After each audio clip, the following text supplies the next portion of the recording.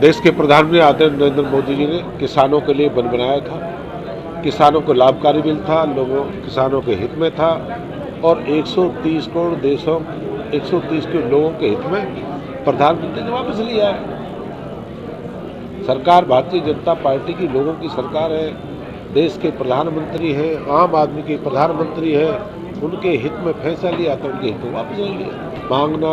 मांगना तो हर आदमी का अधिकार है, देना तो मेरे अधिकार में, दूसरे के अधिकार में होता है ना। मांगना और लेना देना, तो उनका अपना जो कहना मांग सकते हैं, पर जो उनका एक मुद्दा था देश का प्रधानमंत्री ने के लिए इस संगठन का मंथन होता है, संगठन बात करता है, लेवल बात की अपनी बात को घर में परिवार में बात होती है, सब तरह की बात उनको ये थोड़ी हम पब ले आएंगे। हर तरह के जो फीडबैक है क्षेत्र से बाहर से लेकर सारी चीज़, तभी भारतीय जनता पार्टी एक परिवार की सरकार तो है नहीं भारतीय जनता पार्टी, एक गांधी परिवार के फैसला ले दिया कर दिया, इस सबका सहयोग सबसे बातचीत तभी होता है। वो अपनी पार्टी के बारे में देखें नेहरू परिवार क्या कहता है, क्या फैसला लेगा, वो बाद में पता लगेगा ना। हमारी तो भारतीय जनता पार्टी की तो इतनी बड़ी ऐतिहासिक मतों से ठीक है हार जीत होती है, इतनी वोट लेना बहुत बड़ी बात है।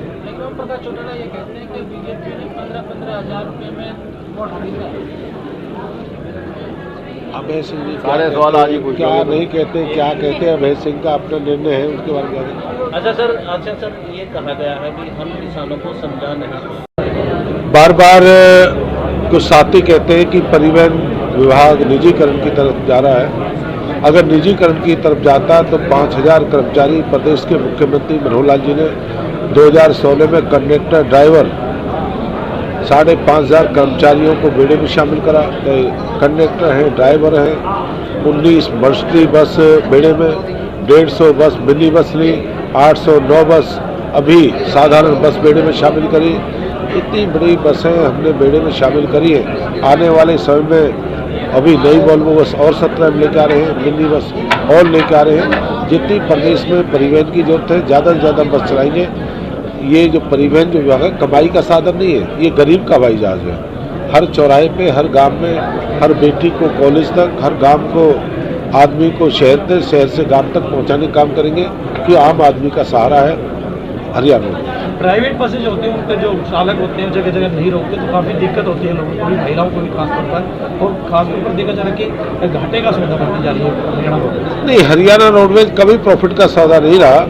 हरियाणा रोडवेज हमेशा घाटे का सौदा, पूर्व की सरकार में रहा, तो कोविड रहा है 2 साल से, कभी कमाई का साधन नहीं रहा। और बसों की हमने तय कराया कि बड़े जो बड़े रूटों की बसें जहाँ रुकने की किराया तय है, कौन से स्टॉप पर रुकनी है, जो लोकल बस है उन्हें कहाँ रुकना, हर बस की कंडक्टर के हम आने वाले समय GPS रहेगा, पैनिक बटन रहेगा। हम टिकटिंग करने जा रहे हैं, कौन आदमी टिकट काट रहा है नहीं काट रहा, हम एक उसको कैमरे से फिट करेंगे। चंडीगढ़ बैठे बैठे पता लगा लेंगे कौन से रूट पे बस है, कहाँ बस चल रही है, कितनी टिकटें हुई है, कितनी बुकिंग हुई है, कितना खाते पैसा।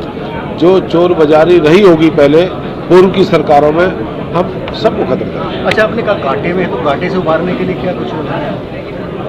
इसमें प्रदेश की सरकार ही करती है उभारने। क्या प्रदेश की सरकार, मुख्यमंत्री इसकी मदद करते, पहले भी मुख्यमंत्रियों ने मदद करी है, आज भी मुख्यमंत्री कोविड के हालात में एक भी महीना ऊपर नहीं है, हर 7 तारीख को तनख्वाह मिल जाए, चाहे घाटे का है, चाहे बस चली या ना चली, तो इसको सरकार ही मदद करती है। और सरकार जैसे एजुकेशन पे, अपने चिकित्सा पर, हेल्थ पे जो खर्च करते हैं, इसी तरह से रोड पे। अच्छा, आपने पारदर्शिता की बात की है, लेकिन हाल ही में HPSC के जो सचिवालय नागर वो रिश्वत लेते हुए पकड़े गए। क्या आपने कहा पारदर्शी सरकार है, नौकरियां सब कुछ, आपने पारदर्शिता की बात की, लेकिन HPSC के उप सचिवालय नागर वो रिश्वत लेते हुए पकड़े गए। नहीं, आप ये जो प्रदेश के जो मुख्यमंत्री का जो नारा था, ना पर्ची ना खर्ची, उस नारे को साकार करा है। और मैं कहता हूँ कि आज हरियाणा में कोई ऐसा नहीं आदमी जिसको योग्यता के आधार पर नौकरी नहीं मिली।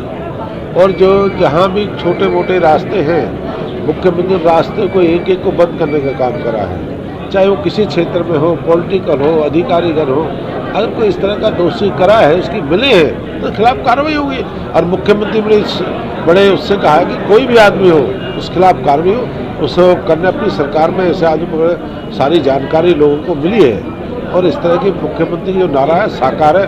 आम आदमी को मैं फील है, जैसे मैं रहता हूँ जहाँ सारे वहाँ ऐसे लोगों को नौकरी मिली है जो उत्तरांचल, पूर्वांचल, यूपी जो 40-40 साल से रहते हैं, 40-40 साल से कभी नौकरी नहीं थी, जिसका बेटा पढ़ता था उसी को नौकरी मिली है, पैसों से नहीं मिली, गरीब को मिली है। आप